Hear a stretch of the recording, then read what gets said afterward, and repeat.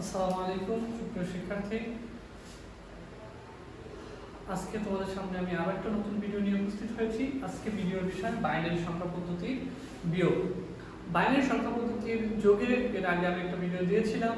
আজকে আমরা তারই ধারাবাহিকতায় বাইনারি সংখ্যার বিয়োগের একটা ভিডিও তোমাদের সামনে আনার চেষ্টা করছি।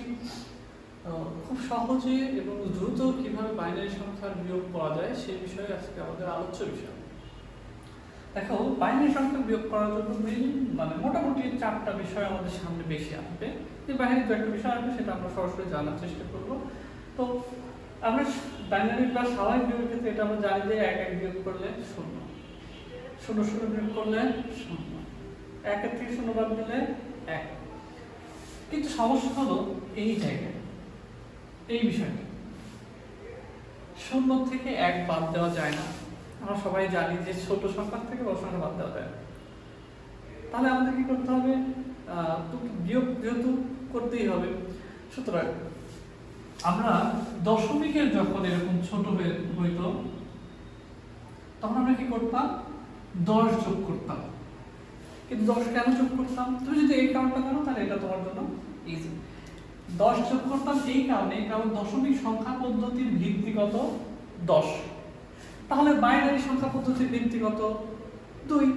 তার মানে আমরা যখন উপরের সংখ্যাটি ছোট দেখব তখন আমরা কি করব? উপরের সংখ্যার সাথে 2 যোগ করব, অর্থাৎ ভিত্তি। তাহলে যদি অক্টাল হয়, এই যে বিয়োগ করে যদি অক্টালের ক্ষেত্রে হয়, তাহলে উপরের সংখ্যা ছোট হলে আমরা কি করব?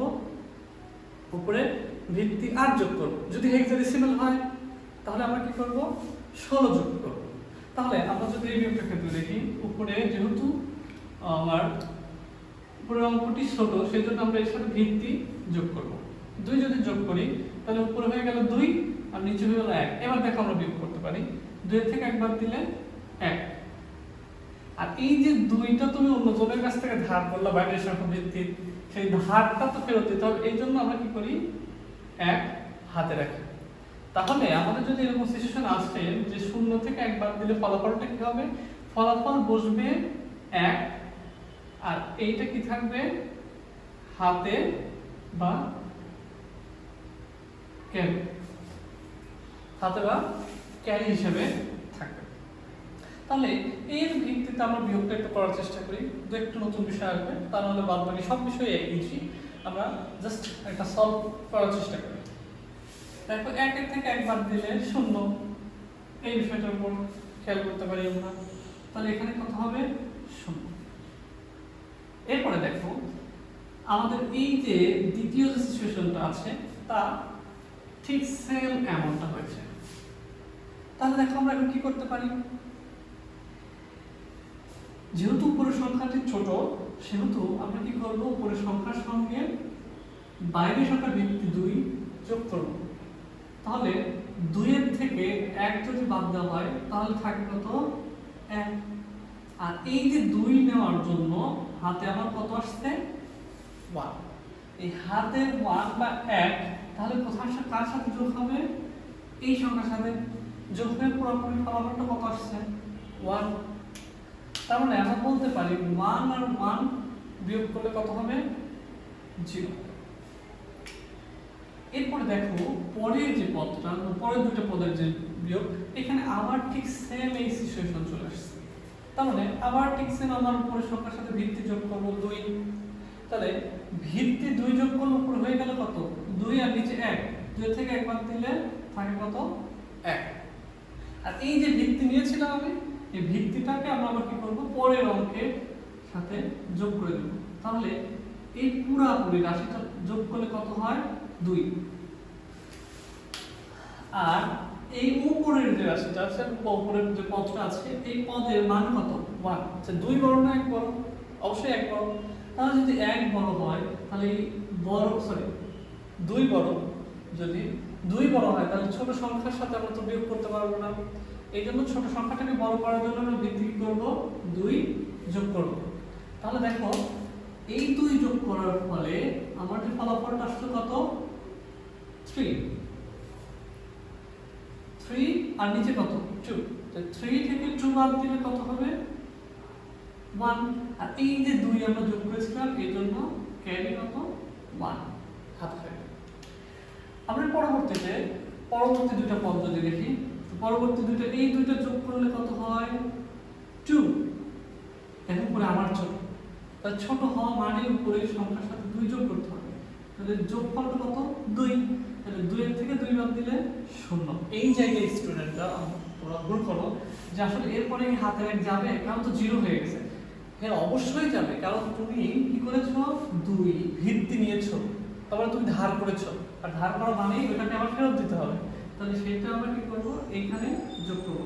তাহলে দেখো এই ফলাফলটা কত আসছে? দেখো এই ফলাফলটা আসছে কত? 2। আর উপরে দেখো আবার ছোট, তার মানে কি এর সাথে আবার 2 যোগ করতে হবে। তাহলে এই দুইটার যোগফল কত? 3, আর নিচে কত? 2। 3 এর থেকে 2 বাদ দিলে থাকে কত? 1। আর এই 2 নেওয়ার জন্য হাতে আবার কত? 1। তাহলে দেখো এই যে বিটটা, এই বিটটার নাম কি? Carry bit. এই বিটটার নাম কি? Carry bit. তাহলে আমাদের পুরো বিয়োগটা কিন্তু হয়ে গেছে। খুবই ইজিলি এই বিয়োগগুলো করা যায় যদি তুমি আসলে বেসিক বিষয়টা বোঝো যে আসলে বিয়োগের অভ্যন্তরীণ বিষয়টা কি, বিয়োগটা কেন কিভাবে হচ্ছিল। তো দেখো খুব সহজে বিয়োগটা করা যায়। এখানে একটু কথা আছে, যদি কোনো বিয়োগ ফলে বামে বা সবার শেষে সবার শুরুতে অঙ্ক একটা এক্সট্রা অঙ্ক যদি থেকে থাকে, তাহলে সেই বিয়োগফলটা কি? ঋণাত্মক। সেই বিয়োগফলটা কি? ঋণাত্মক। যেমনটা আমরা এখানে দেখলাম যে 23 মাইনাস 73, আর ফলাফলটা কত লিখতাম? 50 বা -50 এটাকে বলে। তারপরে আমরা বুঝতাম কি যে এটা একটা ঋণাত্মক সংখ্যা, আর এটা আমরা দশমিক ইজিলি বুঝতে পারতাম, কারণ বড় সংখ্যা সামনে কত ছিল? মাইনাস ছিল, এই জন্যই ফলাফলটা মাইনাস আসছে। কিন্তু আমরা তো দশমিক বাইনারি সংখ্যা সেভাবে গণনা করতে পারি না, এই জন্য আমাদের কি করতে হবে? দেখতে হবে যে এর ক্যারি বিট আছে কিনা, বিয়োগফলে ক্যারি বিট আছে কিনা। যদি বিয়োগফলে ক্যারি বিট থেকে যায়, ফলাফলে মানে টোটাল যে ফলাফলটা হবে সেই ফলাফলে যদি ক্যারি বিট থেকে যায়, তাহলে বুঝতে হবে যে এই সংখ্যাটা কি? ঋণাত্মক, এবং দ্বিতীয় সংখ্যাটা কি ছিল? বৃহত্তর ছিল। সুপ্রিয় শিক্ষার্থীরা আজকে আমার ভিডিও এইটুকুই। আশা করি তোমরা বুঝতে পেরেছো। যদি না বুঝতে পারো বা কোনো বিষয়ে কোনো সমস্যা থাকলে অবশ্যই কমেন্ট বক্সে জানাবা, এবং তোমার মতামতটা জানানোর চেষ্টা করবা। যদি কোনো সমস্যা থাকে আমি চেষ্টা করবো সেই সম্পর্কে আরও একটা ভিডিও আনার জন্য। সবাইকে আবারও আমার সালাম। আসসালামু আলাইকুম ওয়া রাহমাতুল্লাহ।